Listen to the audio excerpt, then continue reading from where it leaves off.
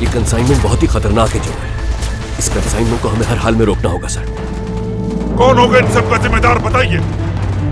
आखिर तक खुद को संभालेंगे, उड़ा देंगे इस जगह को। हम तो जान से जाएंगे लेकिन उन्हें भी नहीं छोड़ेंगे। क्या आप इस बात के लिए ज़हनी तौर पर तैयार हैं कि अपने 10 फौजियों की लाशें उठाकर लाएं वहां से?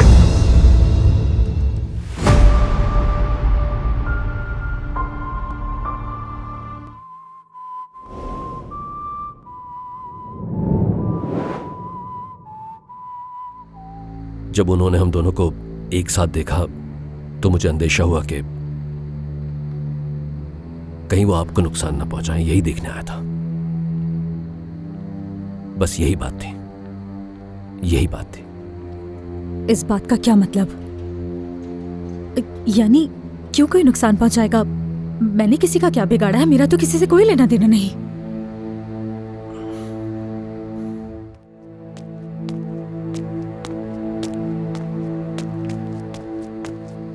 बहुत शुक्रिया।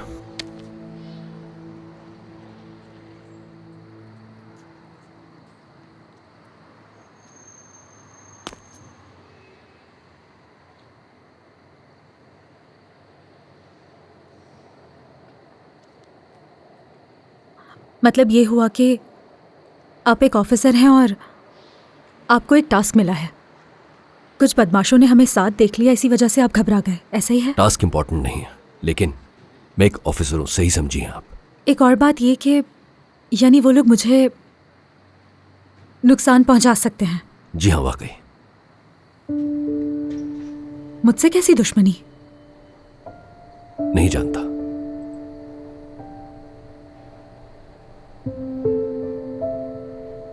मेरा हमेशा से ख्वाब था कि मेरा एक छोटा सा रेस्टोरेंट हो जहां पर मैं खाना बनाया करूं अपनी मर्जी का, और कभी कभार पहाड़ों पर ट्रैकिंग के लिए जाया करूं और एक छोटी सी बिल्ली भी पालूं। और अब देखो जरा, मैं हमेशा से अपनी जिंदगी में बस सिर्फ सुकून चाहती हूं। I am sorry. देखें, मैं नहीं चाहता कि आपको कोई नुकसान पहुंचे, और वो भी खास तौर पे मेरी वजह से, क्योंकि जो हालात इस वक्त हैं वो मेरे काबू में नहीं। एक इंसान बाज औकात बेबस भी हो जाता है, और इस वक्त मेरी आपसे बस इतनी ही रिक्वेस्ट है कि एहतियात का मुजाहरा कीजिएगा प्लीज। देखें, अगर आपको सूरत हाल मामूल के मुताबिक नजर ना आए और कोई भी चीज आपको गैर मामूली महसूस होने लगे, प्लीज मुझे कॉल कीजिएगा।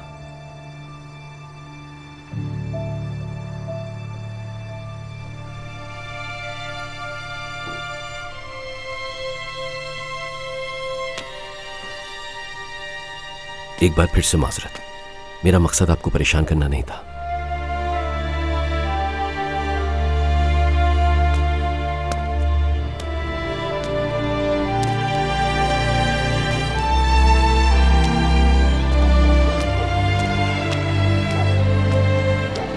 एक मिनट रुके।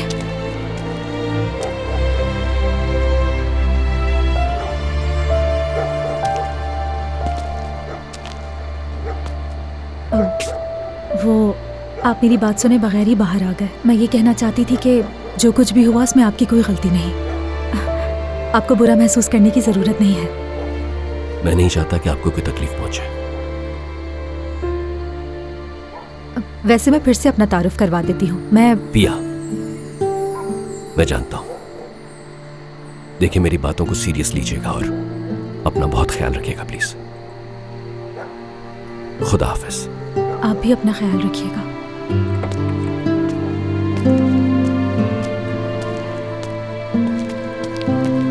हम हेडक्वार्टर जाएंगे फौरन।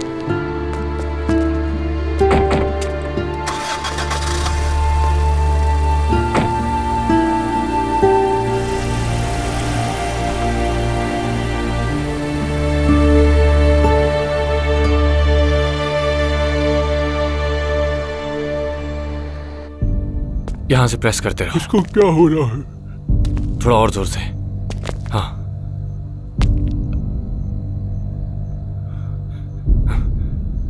यहाँ हाथ रखो।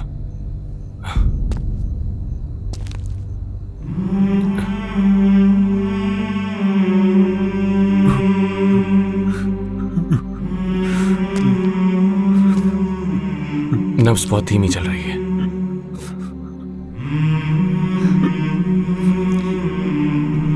कैप्टन, ये नहीं बचेगा।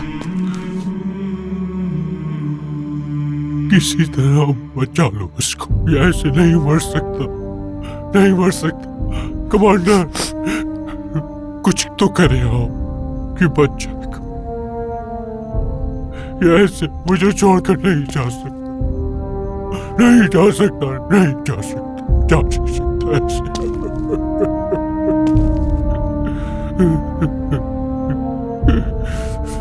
तारीख दोहराएगी हम लोगों को।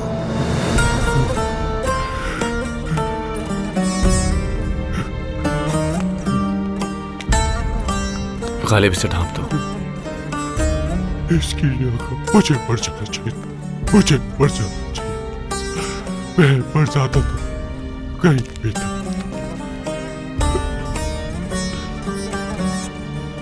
ये इंसान लानत हो तुम पर, साले बुज़दिल कहीं के, सिर्फ बच्चों को मारना जानते हो तुम लोग।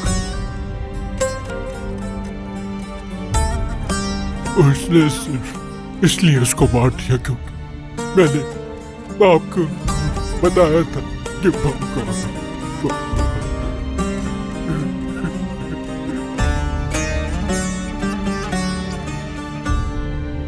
सरदार, बैराम और एमरी को साथ लो और जरा एक नजर बाहर देखो। ठीक है, समझिए कैप्टन।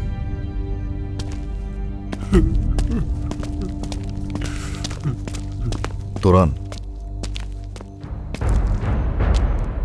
इलियास के साथ जाकर घात लगाओ और जो कर सकते हो करो। जाओ, गुड लक। जी ठीक है सर। जाओ। गालिब, सलजूक के साथ लो और सामने की तरफ जाओ। जी बिल्कुल कैप्टन।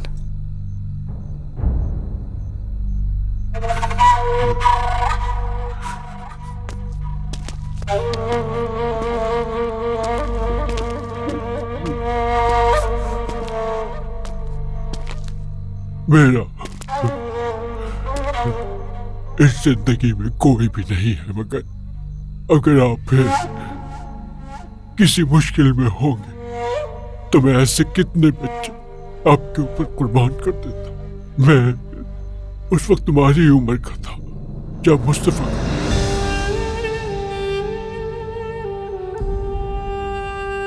ट्रिपोली आया था। क्या अजीब वक्त था वो भी, इससे कहीं बुरे हालात थे।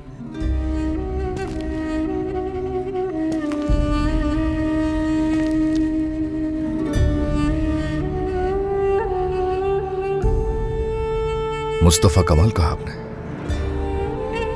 मैं लिबिया से हूं, ये आखिरी सहारा था।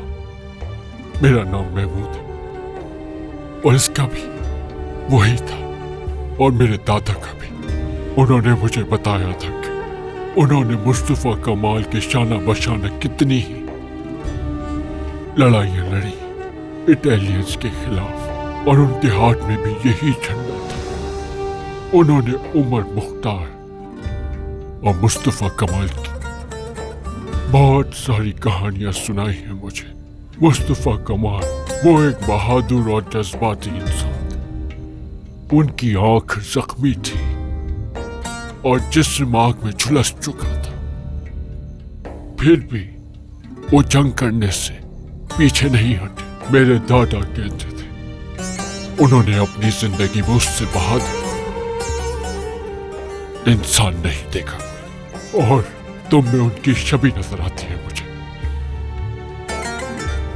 ऐसी बहादुरी देखने को बहुत कम मिलती है तुम जैसे जवानों में जैसी मौजूद। तो मुझे तो अगर मेरे और पोते और नवासे होते तो मैं कसम खा के कहता तो मैं वो भी कुर्बान कर देता। इस मुल्क ने मुझे वो कुछ दिया जो कोई नहीं दे सकता और ना दे पाएगा। खुदा तुम्हें हमेशा सलामत रखे, आमीन।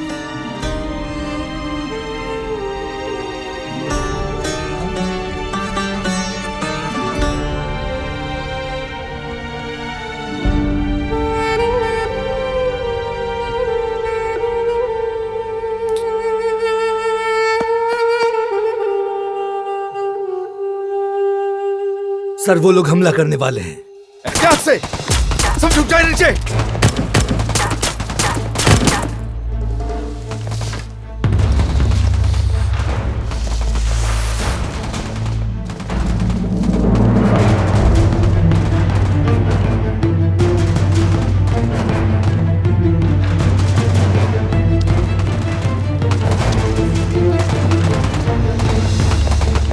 वहां की क्या सिचुएशन है? कितने लोग मौजूद हैं वहां पर? पता नहीं, लेकिन वो बहुत सारे हैं कमांडर। 100 से ज्यादा तो होंगे। क्या तुम बिल्डिंग के अंदर मौजूद हो? जी बिल्कुल सर, हम अंदर हैं। कोई जख्मी हुआ है? नहीं, अभी कोई भी नहीं सर। उन्होंने अभी तक कोई भारी हथियार इस्तेमाल नहीं किए। वो हमसे हथियार छीनने की पूरी कोशिश करेंगे। हथियारों को लेकर हमें कोई मसला नहीं है, लेकिन बात सिर्फ और सिर्फ इतनी है कि हमें सिर्फ सर। क्या मतलब सिर्फ कल तक का पानी है हमारे पास। उन्होंने अभी तक हम पर आंसू गैस नहीं फेंकी। अगर ऐसा होता तो बहुत बड़ा मसला हो जाएगा सर। सुनो कैप्टन, ठीक है, राब्ते में रहना। जी मैं यही हूं सर।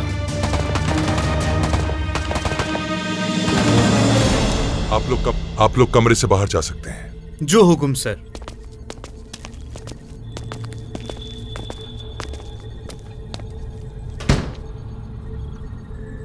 क्या पानी में से तेल अलग कर सकते हैं आप कभी? ऐसा करना मुमकिन नहीं हो सकता। मैं कोई सपोर्ट नहीं दे सकता आपको। ये बात जितनी जल्दी समझ लेंगे बेहतर रहेगा। ये किसी एक आदमी की नहीं, बल्कि हमारी पूरी टीम की बात है। आप बगैर सोचे समझे आखिर ऐसा कैसे कर सकते हैं कुपोज? ये कंसाइनमेंट बहुत ही खतरनाक है जनरल। इस कंसाइनमेंट को हमें हर हाल में रोकना होगा सर। क्या आप इस बात के लिए ज़हनी तौर पर तैयार हैं कि अपने 10 फौजियों की लाशें उठाकर लाएं वहां से? हमारे 10 फौजी हैं वहां पर, और वो सब के सब तोप के दहाने पर बैठे हैं, और उनके पास एक ही रास्ता है कि वो वहां पर लड़ते हुए अपनी अपनी जानें दे दें। यही चाहते हैं आप? जवाब चाहिए, है कोई जवाब?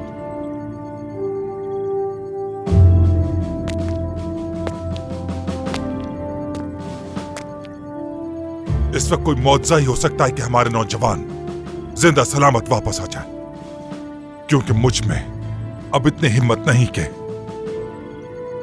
मैं उनके घरों पर जाकर उनकी माओं को शहादत की खबर दूं। वो शहादतें जो हमारी बेवकूफी की वजह से हुई। कौन होगा इन सब का जिम्मेदार? बताइए, कौन होगा?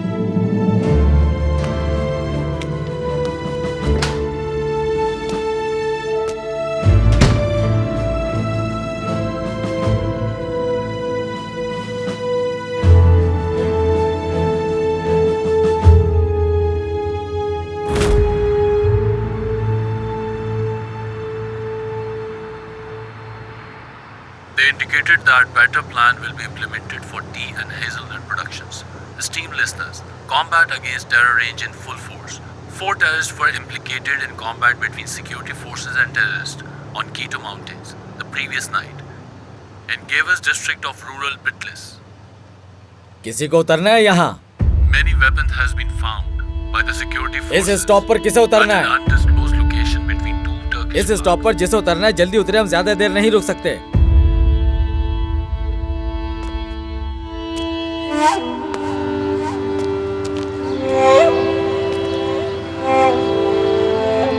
बस काफी है इतना? हाँ बस काफी है।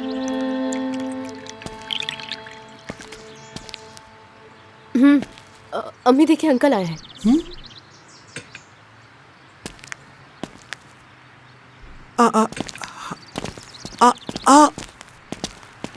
आप ठीक है? कुछ नहीं, बस चक्कर आ गया। आ जाए, वहाँ बैठ जाए। बेटा जल्दी नहीं, यहाँ लेकर आ जाओ। लाओ ये मुझे दो। आराम से चलिए। आइए, आ जाइए।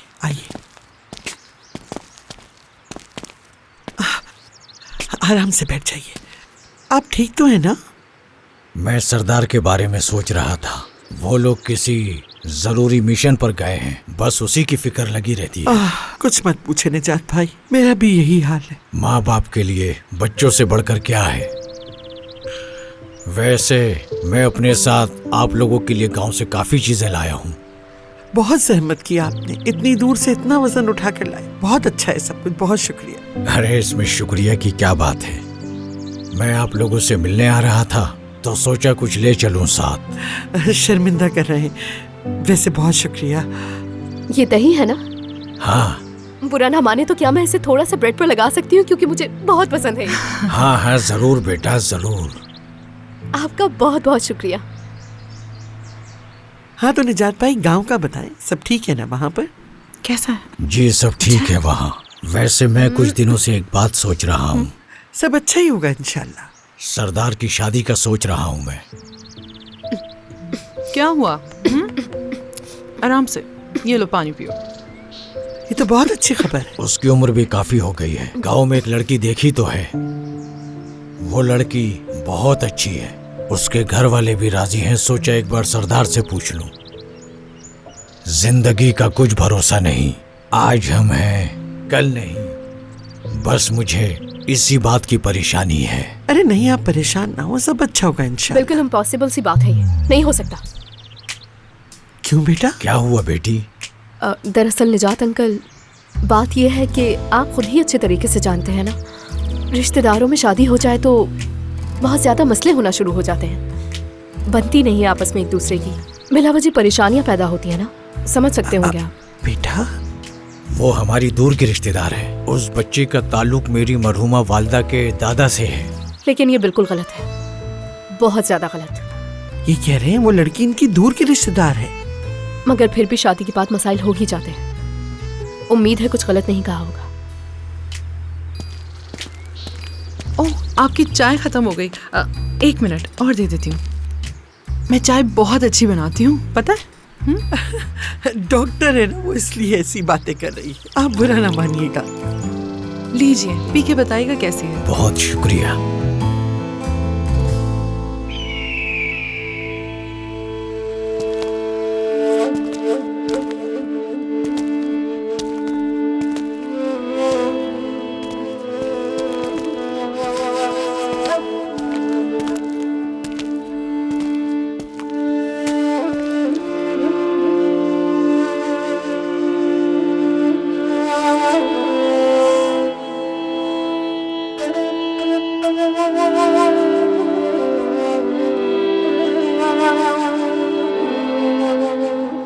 कैप्टन, क्या चाय मंगवाऊं आपके लिए?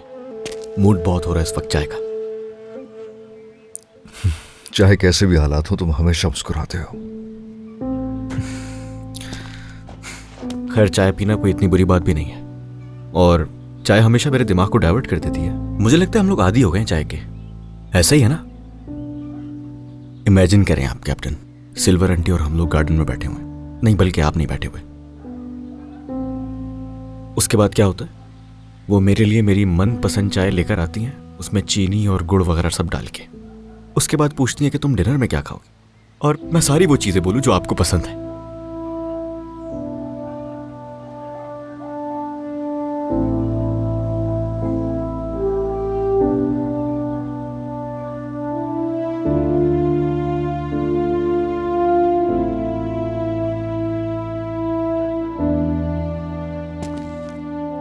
ज्यादा देर तक हम बर्दाश्त नहीं कर पाएंगे।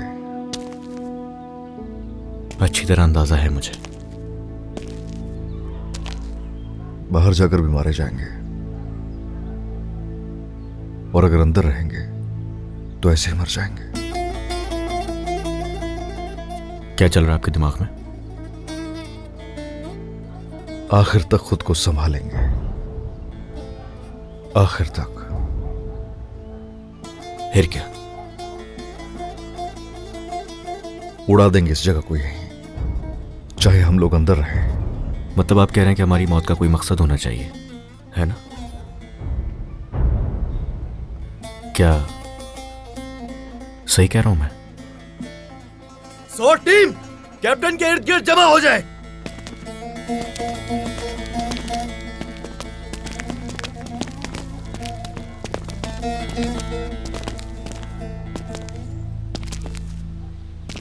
कैप्टन का कहना है अब हम बिल्कुल भी नहीं रुकेंगे। इसमें इनके साथ हूं मैं। सरदार जो आपसे कह रहा है यही है मेरे भाइयों। अब इसके अलावा कोई ऑप्शन नहीं है हमारे पास। न सांस लेने के लिए हवा है और ना ही पीने के लिए पानी है हमारे पास, और किसी किस्म की मदद की तवक्को भी नहीं है हमें। ये सच है कि हमने उनके हथियारों को सीज कर दिया, मगर असल में उन्होंने हमें सीज कर दिया है। आपके कहने का मतलब है कैप्टन कि हम तो जान से जाएंगे ही, लेकिन उन्हें भी नहीं छोड़ेंगे। ऐसा ही है ना? ऐसा ही है, कोई शक नहीं बहराम बयात, ऐसा ही है। अगर हमने मरना ही है तो उन्हें भी नहीं छोड़ेंगे। हम यहां से सुरखरू होकर ही निकलेंगे कैप्टन।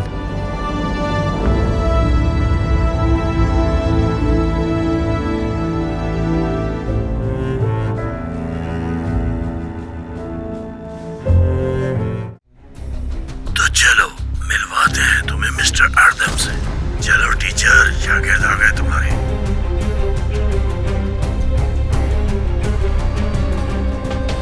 चलो कैप्टन, देर किस बात की, जल्दी से बंदूक उठाओ और मार दो सबको। भाई चाहिए ना तुम्हें, जिंदा सलामत। अगर तुमने मेरे भाई को हाथ लगा तो तुम्हें मैं चाक से मार दूंगा। अगर तुम लोगों ने 5 मिनट में वो जगह नहीं छोड़ी तो हथियारों समेत तुम सबको उड़ा देगा। क्लिक टीम मेरी बेवकूफी की नजरों के